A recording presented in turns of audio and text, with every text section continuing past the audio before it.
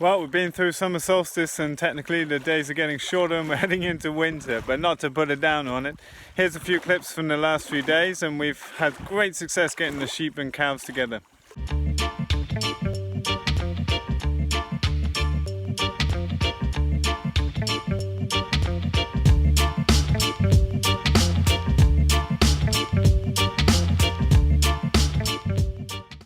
Okay, we've got cows and sheep together. And they seem to keep their distance. The cows like the shelter under there. Poor forage on the side here. This is about as far as we've ever come down with poultry. So a lot of greenery in there, but it's not necessarily good forage. Cows are enjoying getting a bit of tree leaf, which is obviously nutrient dense. But we'll see. I'm just checking if they've got enough forage for the day. I think it's going to be bit thin by the end of the day, but I'm happy if they heavily graze because we don't come down here very often.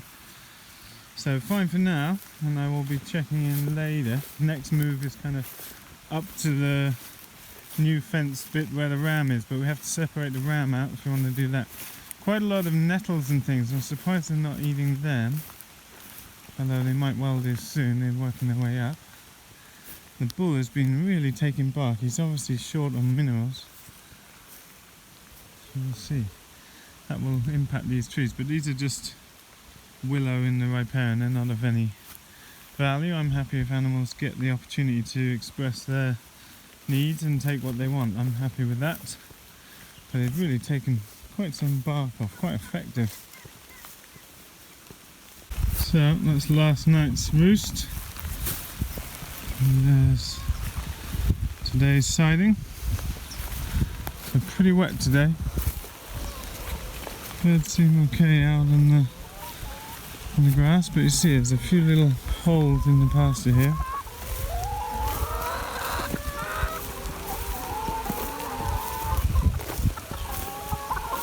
Soggy day, heavy rainstorm, thunderstorms today. There's a little paper wasp, made his nest in the gooseberry bush. That's going to make harvesting interesting. Beautiful little structures they make. Mr. P's hanging up with the birds. He loves having poultry around. He spends most of his days, he'd do like a morning walk up here and walks back down at night, but he spends most of the day hanging around near the chickens. I guess feathered friends. Birds doing well. Bit of overlap in the pens here, which means they have a little bit of soiled ground on the edge.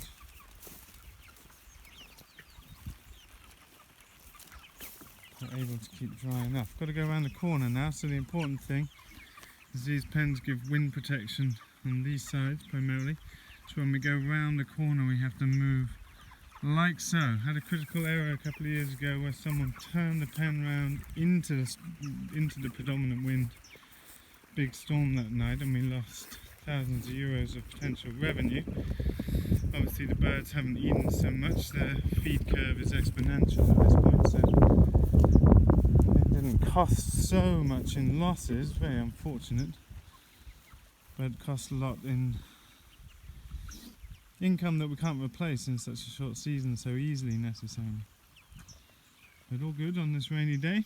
So I've been hearing from some of our old interns, just thinking about some of our old interns because I'm hoping to pay them to Skype in with us and share their experience and in that way offer something back to them and get them to share, you know, how they've progressed, what they enjoyed about their time here, what they got out of it and what they've gone on to do. And I think that's a really valuable cross-pollination that honours the old interns too. But something I've been hearing from a few people lately is just the difficulty some people have going off, starting on their own and just really missing the social side of how we run things here, where we're not just coming to work every day. We're all here in a learning environment, and whilst we work really hard a bunch of time, we're also sitting down chatting about things, developing ideas, working on people's plans. We have sauna together, we eat together, we play together, we go fishing, we go have barbecues, and I think that, you know, one layer for some of the people leaving here is they go off and set up on their own, and it's very challenging without that social element because you're just busy all day. So if you haven't got people around you in the working environment, then it's very hard to find time to socialise, and you're often quite physically tired at the end of the day. So it's a challenge that I'm identifying as a pattern. Every year certain patterns seem to pop up that are shared by many people, and last year was a really tough year due to the drought, and many people had tough spells in personal life, including ourselves, and this year seems to be the social element of things is a key theme for other people. That's something that goes really beautifully here, because we have a lot of people from all over who bring, you know, all kinds of strengths, gifts and talents, and we have a more open schedule in some ways. I mean, we're all busy all the time, but there's crossover where people have, you know, social moments and build relationships that are really powerful, and it's on my mind, and I don't really know what I have to say about it, but it's something I'm thinking about a lot, and something to think more and clarify thoughts on, and talk and share about, because I think that it's, you know, one thing about our farm is that we're trying to show people a bit of everything and really educate them in design and planning to go off and be successful. But I've always said this is not a farm that I would replicate anywhere else for a particular reason. It's like, hey, come here, immerse yourself and learn and get exposed to a bunch of stuff in a small space. And primarily part of the reason I set it up like this is like, I couldn't think of anywhere in my learning process where I could go and get exposed to all this stuff in one place, in a coordinated way, in a functional farm, led by a professional educator with a lot of experience. And it, you know, that's what people need, and it's what drives us on to the insane schedule we've been holding. It's like, these places are needed, and you know, many more places like this are needed. And I feel a high level of responsibility with that, and yeah, that, you know, it fuels a lot of my high workload in a way. I feel like driven to, I don't even feel driven, I feel like it's running through me in a way, if that makes any sense. It's, you know,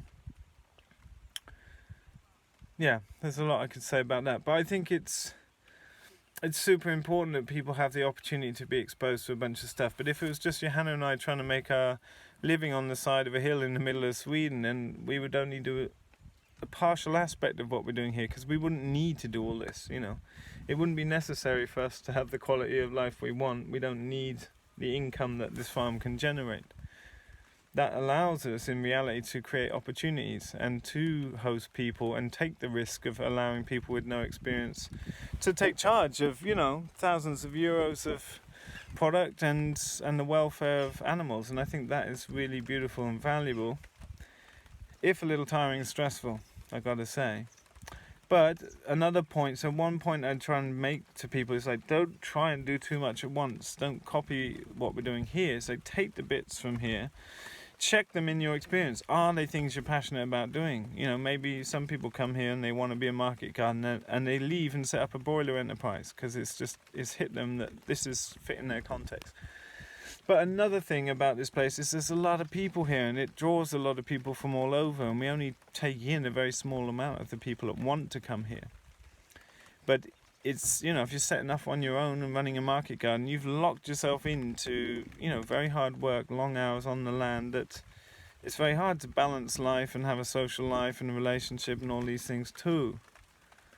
And yeah, I'm just thinking about that a lot, because it's hard to get that across to people in any tangible way. Talking about it doesn't really hit home necessarily, but that's something going on the mind, is the realities of setting out on your own, and it's something I'll be talking a lot with the interns about in these coming weeks. Okay, big day. We are moving up to the top.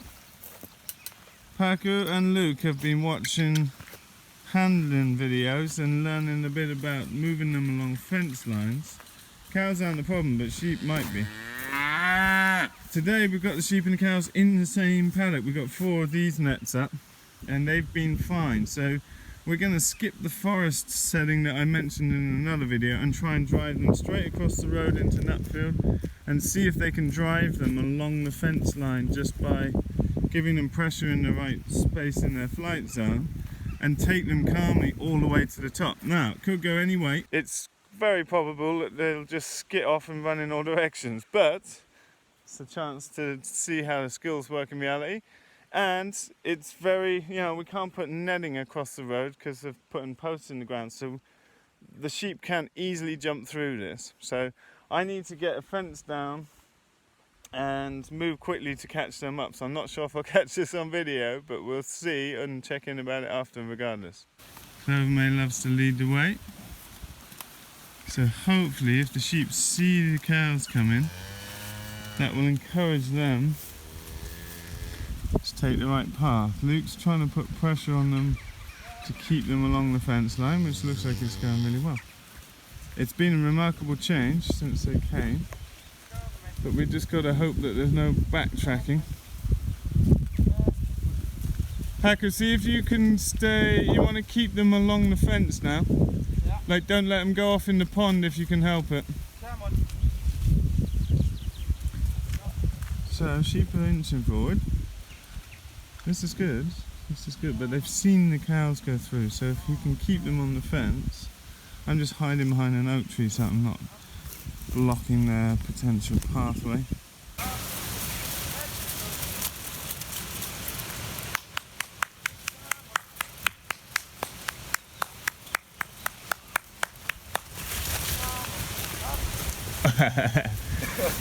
Well, I'm following them up with a speed fence, but I don't see any sheep on the road, and I don't see any cows. The cows bolted off this way, but I think they've got the sheep right where they want them. Pretty impressive, and they've been spending a bit of time every day. The sheep are right up there, I see them right at the top. That's amazing. So they've been spending time just really being with the sheep, which is really time well invested, and they've been watching some handling videos and just practicing a bit in the fence to see how like pressure zones or flight zones work, how the balance points out. But cows are going up now too, so they've basically got the animals exactly where they wanted.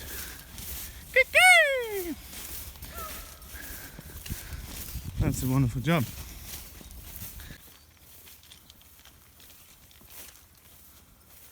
So this is where we've been coming through.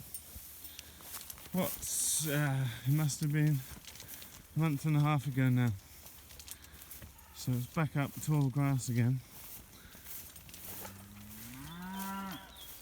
Okay, brought the shade mobile up, but we're not giving it to them today. They've got shade in the trees for now. Just getting their water sorted. We've got them just inside one of the quick fences again, because it won't short out so easily in the tall grass. And then we're putting a net across for double safety. What we want to know is if we can keep them in this. Now, the first time we put the sheep in this, they just ran straight through it. So it's always good practice to just stomp down the grass with our foot. We never cut the grass. We always just lay it down with our feet. And we'll get the fence tester on and see how strong it is. But if we can get the cows and sheep together, which seems to have already happened, and we can get them running in different types of fencing, then our work has been very successful. Paco and Luke have done an exemplary job. So we'll see. This next week maybe, down to where Luke's putting the fence across, is the most secure place for us to do this training other than in an isolated forest paddock. But we decided not to move them up with the round because we'd have to separate the ram with maybe metal fencing, like metal gates, just to ensure that he's not getting on the females. You see Clover May's coat is super shiny. That's a sign of really good health. And her gut is full. You can see from the little triangle above her hip on the left, that's where the rumen is. The bull is short-haired. We wondered if he was shaved initially. He's very short-haired. But yeah, sheep seem a little timid of the cows. They're keeping their distance, but it definitely helped seeing the cows go first, and then they went pretty smoothly over the road.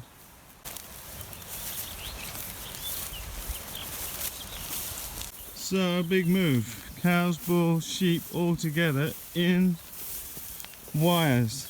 and a great job from my team working with herding, learning about flight zones, pressuring animals and how to move them, and it's been a great progression to have these sheep now movable and in with the cows and sheep.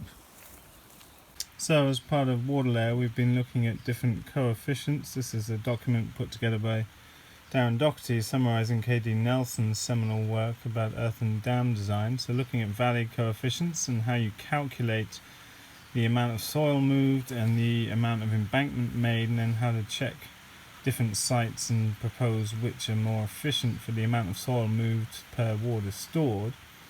And so just looking at those calculations, we've pulled up an idea on Nutfield, sorry, moving the camera, and looking at, well, how much water catches in this site, and using specific measurements from the KML file I've sent them, like how much soil do we need to move to get a dam 3.5 meters deep and a wall 4 meters tall.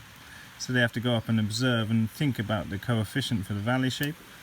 And then here we have seasonal stream, well, it's a spring, and I want to know how I would tap that and lead it to the dam, and where I would consequently spill the dam over, whether it would be piped down to the river or into the ditch. Get their design brains thinking about things.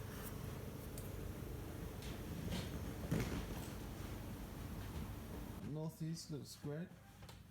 There's different ways you could do that. You could kick it in as different fields, or as one? It looks really like it is one, but I did every field separately. And they join in. Yeah, they kind of join in. You could take it as one landscape. Yeah. What I found is if you take it as one landscape, this pattern goes off that you can actually, by doing that as an individual field, it works out. You mean do these together and then this one? No, just like at first glance, I would always look at that as one land unit, as it were. Yeah. Yeah, I tried that in the beginning, but it was too much. It's less satisfactory than what you can do individually. Yeah, I did one in the beginning, but it was just too much, so then I went down to doing them single ones. So what are potential weak spots?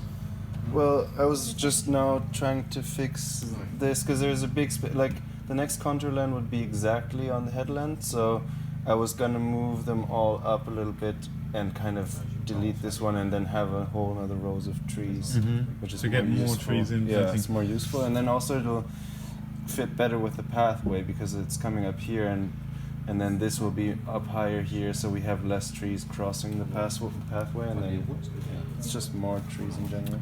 What about your valley lines? It's midsummer.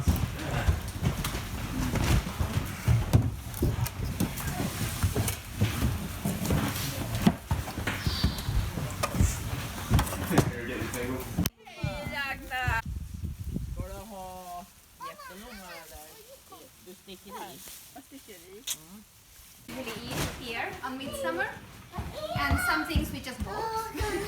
Like this is sill, is herring, pickled herring, and you get many different spicings on them. So this one is a traditional spicing. Cows and sheep are becoming friends, and mainly it's when this one isn't antagonizing them. They're probably pretty chilled out with the other cows. Smoking chicken. So we're doing 10% brine.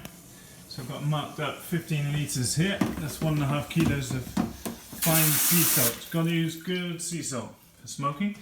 Gonna try and get 12 birds in there. So birds in the chiller. They're coming out like this. They've been in 10% salt for 24 hours.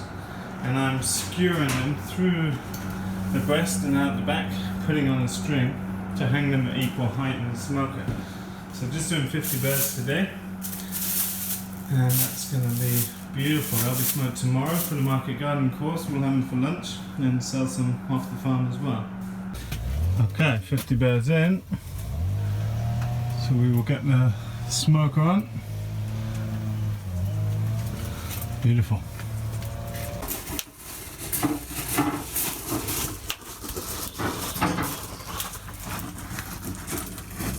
So far it's turned to a glow. Temperature's only up at about 40, but that's the point. I'm closing it up. It's midday today, so I'm just going to turn the thermostat on.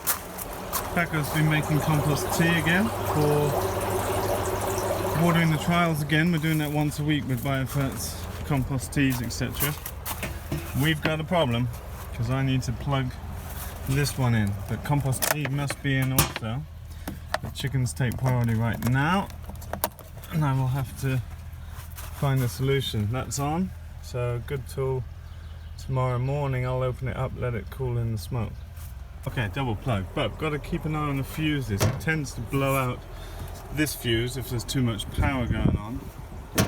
So we'll keep an eye on that to make sure the temperature gets up. And we're always monitoring around here to check that the temperature is right. So this isn't a sealed door, it's an insulated door, but it just keeps bellowing gently out the top and the sides as it smokes away. So I'll keep an eye on the temperature.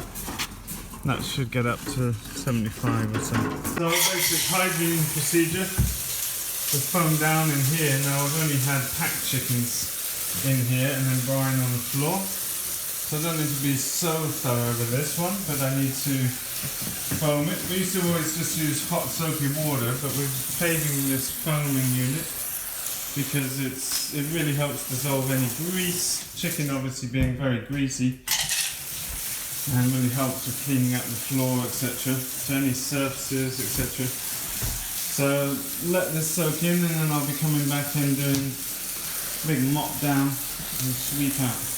Okay folks, that's it for today, and we are now going into market gardening training here on the internship, and we've got Charles Dowding coming at the end of the week, so I'm hoping we'll get some videos with Charles while he's here. It's a brief flying visit through because he's busy in his season too. But thanks so much for watching our videos folks, appreciate the likes and shares and comments, and don't forget to hit subscribe if you haven't already. See you in the next video.